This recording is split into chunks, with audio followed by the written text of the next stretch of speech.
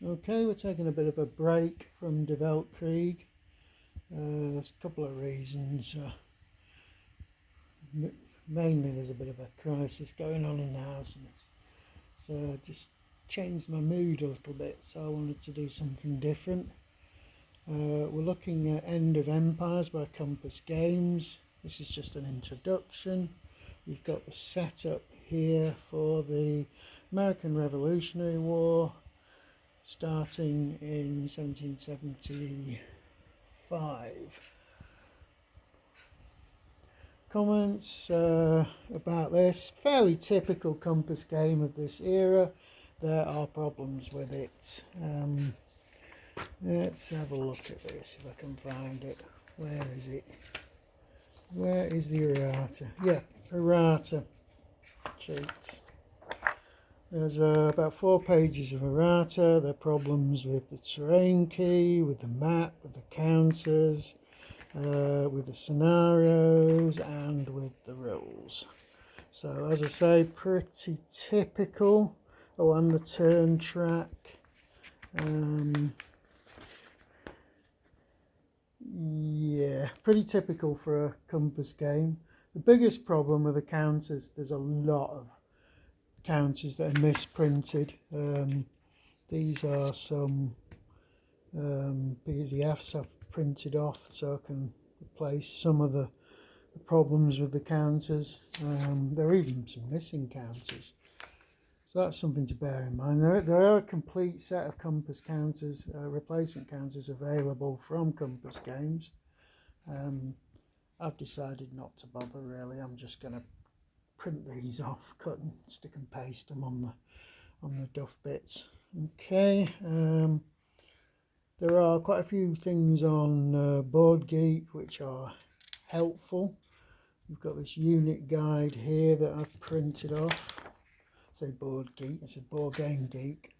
There's a more detailed sort of reinforcement turn tracker type thing that I've printed off there. And there's an expanded play aid which I've printed off here. So don't think all of these are errata. These are effectively the errata here. Now, if we look at the components, the counters, they're nice counters, but by heck, they don't come out of those counter sheets very well. They require, you're either going to have to cut them really careful if you're not counter clipping, or otherwise I would say counter clipping is essential, otherwise you're going to get ugly nubs all over the corners. So they didn't come out, even though I say they're nice, thick counters. Well, I say thick, they're nice enough counters. They look the business, and it's just that they don't punch out very well. We've got the map. The map, can't really see it. It's got, yeah, here we go. Get a bit of glare on it. It's got a horrible glossy finish to it, which really doesn't look very brilliant. If you don't get any reflection on it, it's fine. If you fold the maps, because it's got this glossy finish, wherever you're folding them to get rid of these fold lines, you get in like, you know, where it gets this white line along the fold line where the actual print surface itself deteriorates. So I wouldn't say the map is brilliant, but I would have preferred a matte finish. It's a big map. It is a big map. Because of the horrible glare, it's difficult. It doesn't look as bad as this. In reality, it's just because we're filming this under an artificial light. So it's a huge map covering all of the North American coast, all the way down to, I think it even goes down to past Florida here, into the Gulf of Mexico, to New Orleans. Yeah, it's a bit abstracted. People sort of said about the map, well, yeah, things like Pennsylvania, there's quite a lot of hills and stuff in Pennsylvania. You don't really see it because the hills are on this are really marking impassable terrain where they're just forcing you along these valley lines and things. So even though there are hills in other places, on the map, they're not really impassable for units in this period of time.